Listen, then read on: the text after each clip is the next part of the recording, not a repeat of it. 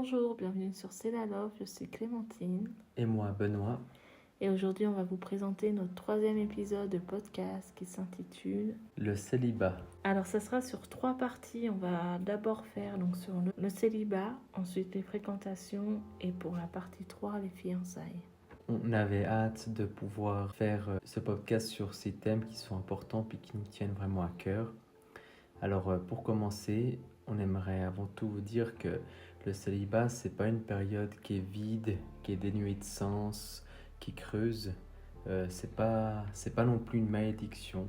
Peut-être que pour certains d'entre vous, vous souffrez de ne pas trouver l'amour, mais le Seigneur ne va pas vous laisser indéfiniment dans cette situation. Il a des plans parfaits pour vous. Le Seigneur vous fait grâce, il prend soin de vous et il sait la situation peut-être dans laquelle vous êtes, peut-être que c'est pénible, c'est dur, mais il ne va pas vous laisser tomber. Et il vous aime d'un amour inconditionnel et il a des plans parfaits pour vous.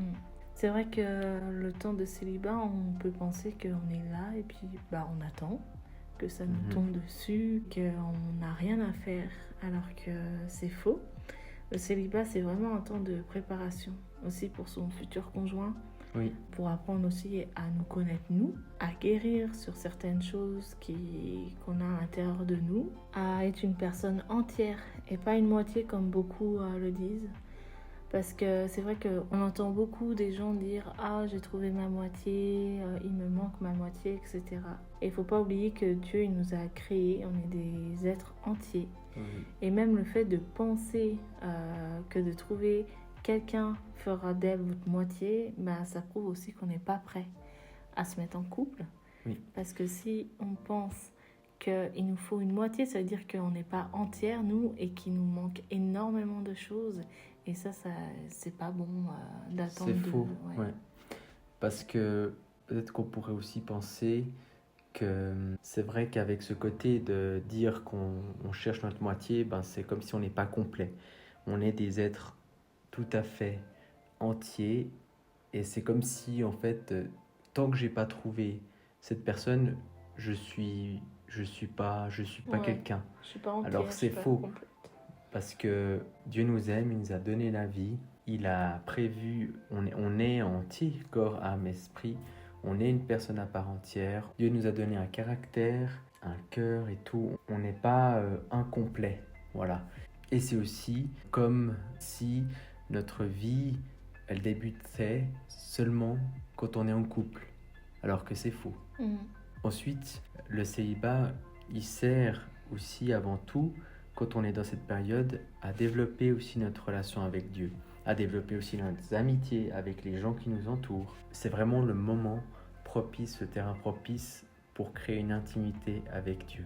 Parce que à ce moment-là aussi, le Seigneur vient toucher nos cœurs. C'est là qu'il nous montre aussi notre identité et notre appel. Qu'est-ce que Dieu a prévu pour nous? Quel projet il a pour nous?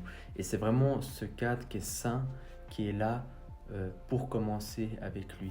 Parce qu'une fois qu'on est arrivé au stade du couple, on peut commencer à délaisser le Seigneur, délaisser Dieu de côté, de vivre par procuration. Et chacun a aussi sa propre relation et cette intimité avec le Seigneur qu'il a aussi besoin de développer avant de s'engager. On a aussi un point important à vous partager, c'est que votre valeur, elle n'est pas définie par si vous êtes célibataire ou si vous êtes en couple, marié, etc. Parce que la société dit des fois, elle nous considère, on n'est pas considéré en tant que célibataire tant qu'on n'est pas en couple. C'est-à-dire qu'on nous accorde moins d'importance dans la société. C'est un peu une réalité d'aujourd'hui, c'est triste, parce que les célibataires sont des fois mis de côté. Oui. Et nous, on a envie de vous rappeler, c'est que dans la parole, dans Ésaïe 43, au verset 4, le Seigneur dit « Parce que tu as de la valeur à mes yeux, parce que tu as de l'importance et que je t'aime, je donne des hommes à ta place, des peuples en échange de ta vie. » Donc le Seigneur nous aime tout entier. Ouais, c'est vrai, puis il peut y avoir aussi des questions des proches, et que nous aussi on peut dire envers les personnes qui sont célibataires, alors c'est pour quand, etc. Et que ça peut mettre mal à l'aise aussi. Mettre une pression aussi sur la personne. Ouais, c'est vrai, je me rends compte que des fois je peux dire aussi des choses comme ça. Aussi, j'avais un point que je voulais partager, c'est sur les jeunes, ceux qui cherchent à se mettre en couple pour se sentir aimés, alors qu'ils savent aussi qu'ils sont pas prêts à se marier dans même 2 3 ans. Je parle des jeunes de 16 ans, Mhm. enfin Ouais. ouais, 16 ans, 15 ans, Pleine 17 adolescence, ans, en ouais, fait. voilà, Ouais. et qui se disent, ok, mais moi je me vois pas me marier à 18 ans, à 19 ans.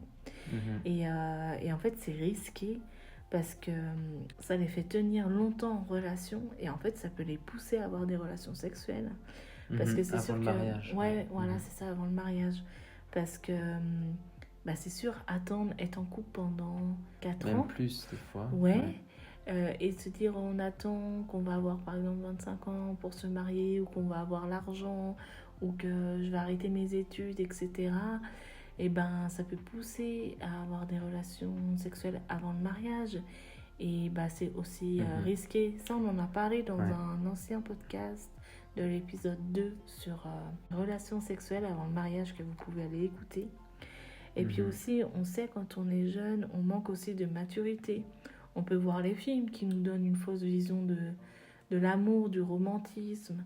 On ressent peut-être aussi l'envie d'être aimé, puis ça peut nous faire tomber dans une dépendance affective si Oui. justement on ne s'est pas posé, si on n'a pas travaillé sur nous et on Ouais. cherche des personnes un Oui. peu... Peut-être oui. Dès le moment où quelqu'un t'apporte la moindre attention, Ouais, et ben là, d'un coup, on peut ben, tout de suite foncer ouais, dans cette relation parce que lui, il me porte de l'attention. Elle me porte de l'attention. ouais. Et puis là, voilà. Et puis justement, ça peut pousser à aller chercher l'amour chez des personnes qui sont non chrétiennes.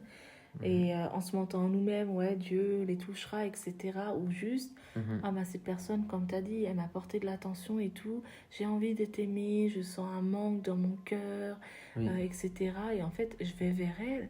Et on sait très bien que se mettre en couple, et même, enfin, si on est vraiment chrétien, on veut le mariage, etc. Et Mhm. se marier même avec une personne qui n'est pas chrétienne, en espérant que Dieu la touchera et ça se trouve ça arrivera jamais, mais imaginez construire Ouais. une famille, avoir des enfants avec une personne qui Mhm. n'est pas chrétienne et avoir des valeurs complètement différentes, parce qu'il faut penser à ça. Imaginez vous avez des enfants et que vous voulez Ouais. aller à l'église et que votre mari en fait bah non, je veux pas que tu emmènes nos enfants à l'église, je veux pas que tu leur pollues la tête ou j'en sais rien Ouais, les avec, endoctrines. ouais, Voilà. voilà. Et en fait c'est tout un truc.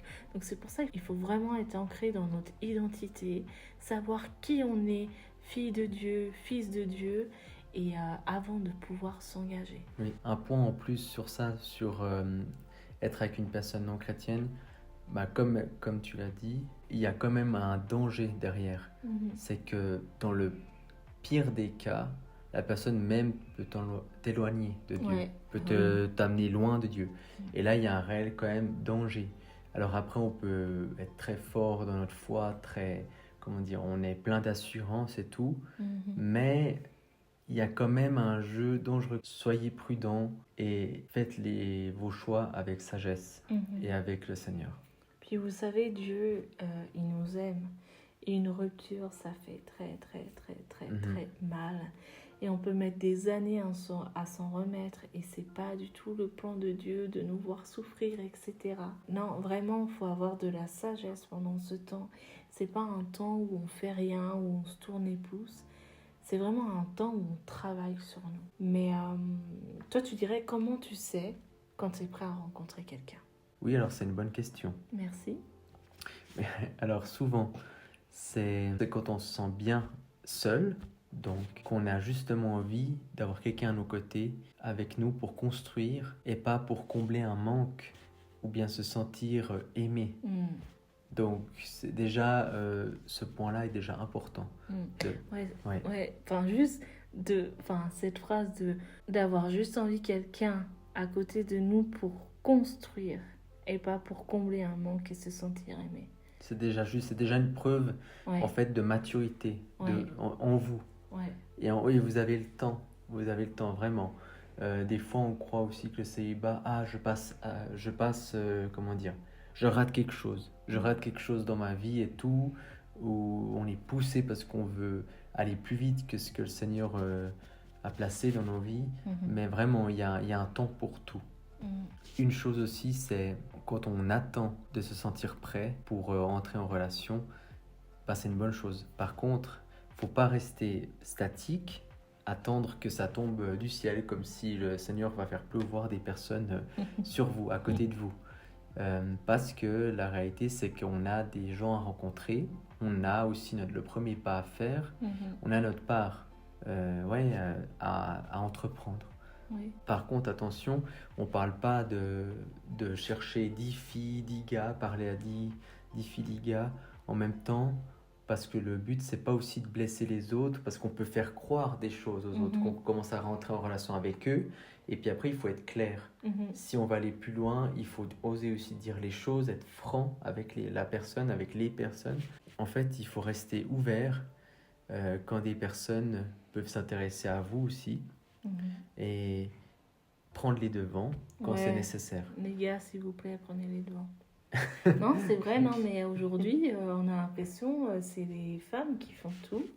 Les hommes, ils ont peur, ou je sais pas si c'est ce truc où les femmes, elles prennent une place, où elles essayent, même quand on voit la société aujourd'hui avec le féministe et tout, où elles ont un caractère, mais les gars, faut pas avoir peur de ça. Il faut foncer, il faut oser. Oser se lancer. Tu veux pas qu'on aille prendre un verre? Ou même, je sais pas, discuter. Et les gars, il faut pas, comme on dit, se mettre en mode chasseur et tout. Ouais, c'est pas ça. C'est pas juste. Il faut, voilà, le but c'est d'avoir des relations saines. Vous avez le temps, prenez le temps aussi de vous connaître, d'apprendre à vous connaître. Ouais. Et puis vous verrez, après, il y aura moi je crois clairement qu'il y aura du fruit. Oui. C'est pas possible que Dieu ne vous donne pas quelqu'un. Enfin, par exemple, nous, quand on voit, j'habitais donc à 800 km. Alors déjà, j'avais pas d'église autour de moi. Donc j'étais seule. C'était soit j'allais avec quelqu'un qui n'était pas chrétien, ou soit en fait j'attendais puis je faisais confiance à Dieu. J'ai pas cherché, j'ai pas essayé de trouver quelqu'un ni quoi que ce soit. Ça vraiment, d'ailleurs, juste, le petit témoignage, c'est que j'avais vu l'Instagram de Benoît, et en fait, dans mon cœur, mais ça me poussait à l'ajouter en ami, sauf que moi, j'étais pas du style à ajouter des personnes que je connais pas. Donc en fait, je lui ai envoyé une invitation, et en fait, de ce qu'on a appris, je me disais, mais n'importe quoi. Et en fait, je supprimais, et j'ai fait ça pendant 1 mois, et je sentais vraiment que c'était poussé par Dieu d'envoyer cette invitation, et moi je voulais pas. Donc 2 secondes après, à chaque fois je supprimais et tout. Oui. Moi je voyais pas. Et j'ai même supprimé mon compte Instagram perso, parce que tellement que ça m'énervait et que je retombais à chaque fois sur son profil. Et puis je faisais de la peinture, donc j'avais un compte exprès pour mes toiles que je créais et tout. Et je retombais sur son profil, puis un jour j'ai renvoyé une invitation, sauf que j'ai pas eu le temps de supprimer. Et il a accepté. Et en fait, on a commencé à parler comme ça. Et c'était au début des trucs lambda. Tout simple. Ouais.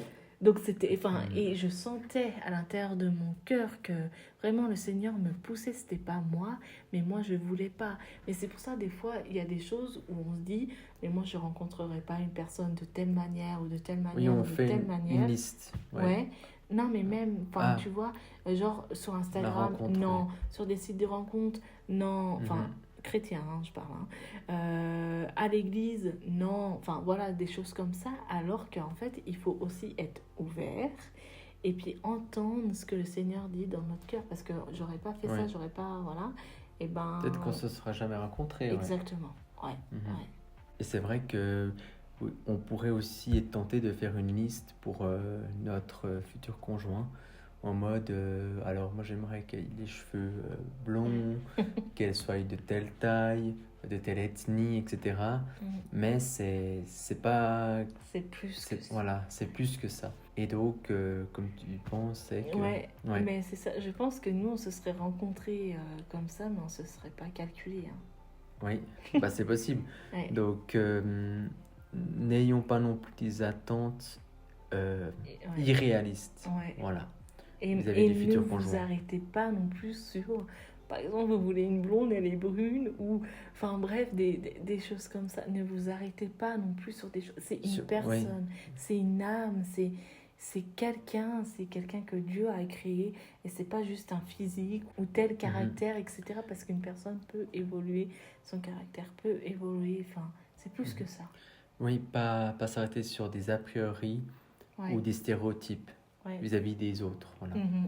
Et ouais, n'oubliez pas vraiment que Dieu connaît toutes choses. Dans le psaume 139, verset 16, il dit « Je n'étais encore qu'une mince informe, mais tes yeux me voyaient, et sur ton livre étaient écrits tous les jours qui m'étaient destinés, avant qu'un seul d'entre eux n'existe. » Et c'est ce qu'on parlait au tout début. Peut-être que voilà, vous êtes célibataire depuis longtemps et que, je sais pas, vous avez un certain âge, même pour les femmes dans la société, à 30 ans, t'es pas marié, t'as pas d'enfant, oh là là et tout.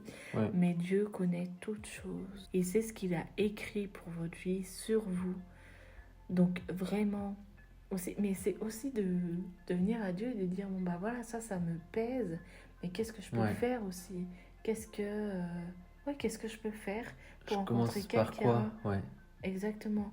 Et aussi, il y a cette chose où vous pouvez prier pour votre futur conjoint, pour ce qu'il est en train de vivre, même si vous pouvez sûrement pas savoir, mais avec le Saint-Esprit, il peut vous faire des révélations sur l'aider à guérir de ses blessures, sur aussi qu'il ouvre ses yeux, qu'il ferme ses yeux sur toutes les autres personnes, et que quand il vous voit, voilà, que ses yeux s'ouvrent, etc. Vous avez tellement à faire aussi pour prier pour votre futur conjoint. Ouais, c'est vrai. Pour conclure, j'aimerais terminer par vous partager un livre qui me tient à cœur, qui m'a beaucoup parlé, qui m'a fait beaucoup de bien. Et ce livre-là, c'est le livre de Andy Stanley, Amour, sexe, rencontre, qui parle justement de toutes ces choses et qui parlera très bien aux célibataires. Et c'est un livre qui est très bon à lire avant le mariage, avant de rencontrer une personne et tout. Il vous donne des clés incroyables. Et vraiment, ça a été pour moi le jour et la nuit dans certaines choses. Et il m'a permis aussi de vraiment aller plus en profondeur dans ma relation avec le Seigneur. Donc vraiment, il a fait un bien fou. Et je peux que vous le conseiller pour même les ados, peu importe votre âge. Je pense que c'est un livre qui parlera à beaucoup de monde. On vous le mettra en lien dans la publication et dans la vidéo pour que vous puissiez le retrouver. Oui. Alors voilà, on va terminer par la prière. On espère que ce podcast vous a plu. Et n'hésitez pas à nous contacter, à nous laisser des commentaires ou quoi que ce soit. Et même sur des thèmes que vous voulez qu'on parle. Et on se fera un plaisir de le faire.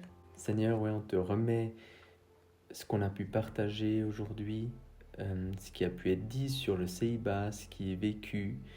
Et on sait que c'est une période pas facile, la vie.